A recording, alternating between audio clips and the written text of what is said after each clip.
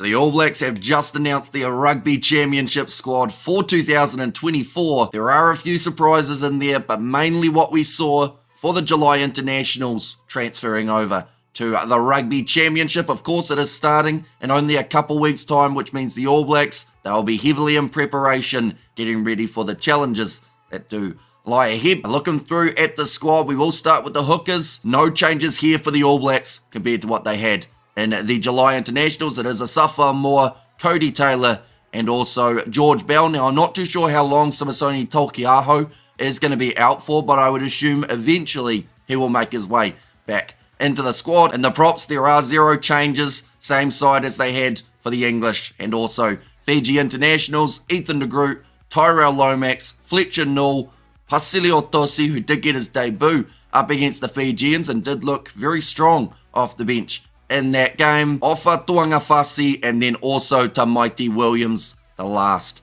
of the props. In the locks, it was rumoured all week about Scott Barrett's injury, whether or not that man was going to be in the squad, but he is still the captain as one of the locking options, but he won't be available for the first few games of the Rugby Championship. Tupavai, Patrick Tuipolotu, who did have a bit of an injury concern of his own near the end of July, and then Sam Darry comes in, seeing as the squad is now extended from 32 to 36. It does mean that Darry does get that chance, and he was the same as Pasilio Tosi off the bench, having a real impact up against the Fijians, winning himself a turnover, and also was very strong. And the line-out looking through at the loose forwards will be Ethan Blackadder, Sam Cane, Summer Penny-Finau, Luke Jacobson, Dalton Papali'i, Artie Savia, and also Wallace Satiti. So they have brought Sam Cane back, the experienced veteran for the ABs.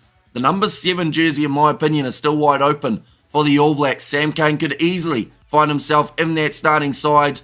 I don't feel like Dalton Papali'i has done enough at the moment to prove himself as that starting 7, at least at international level. And Ethan Blackadder, he had a good game up against the Fijians, but perhaps they do look to put Sam Cane straight back in for this Rugby Championship. In terms of the halfbacks, will be Noah Hotham, TJ Perenara, and also Cortez Aratama. So they have gone without Finley Christie, and they have gone with the youngster Noah Hotham after a great impact off the bench up against Fiji. Also Aratama and TJ Perenara both having their own injury concerns throughout the July internationals. Both are now ready for the Rugby Championship. In the first 5/8s, it will once again be Beauden Barrett alongside Damien McKenzie, so no changes in that department from what we did see for the last games. In the midfield, this is where we see another player added.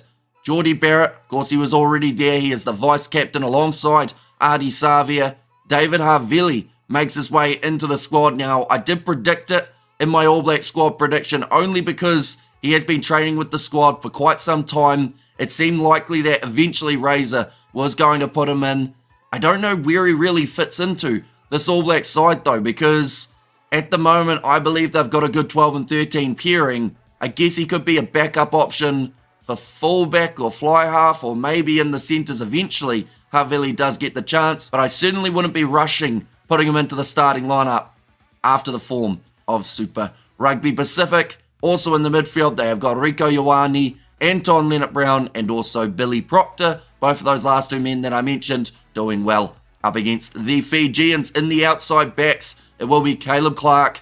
Will Jordan makes his long-awaited injury return for the All Blacks. And we see Ruben Love actually get himself the chance here for the ABs as well. It will be his debut. He is in rather than Amoni Narawa. Now, I'm not sure whether or not that is injury-based at this stage, but of course, as soon as I know, we'll be letting you know as well. Stephen Perafeta. So at the moment, I've just listed 3 fullbacks in a row. So that does make me wonder, is Will Jordan going to be playing on the wing again for the All Blacks? He was doing it under Ian Foster. Has Scott Robinson decided that that's going to be the same for him? Or do we see maybe Perafeta float between 10 and 15? Because maybe even Beauden Barrett can play 15. I think the All Blacks have gone from having not many 15 options to having about 4 or 5. So it could be interesting to see how that ends up going and what kind of backline we see put out on the field for the All Blacks. There's certainly no lack of depth at number 15 now for New Zealand. Sever Reece and also Mark Talia, the last 2 wingers who will be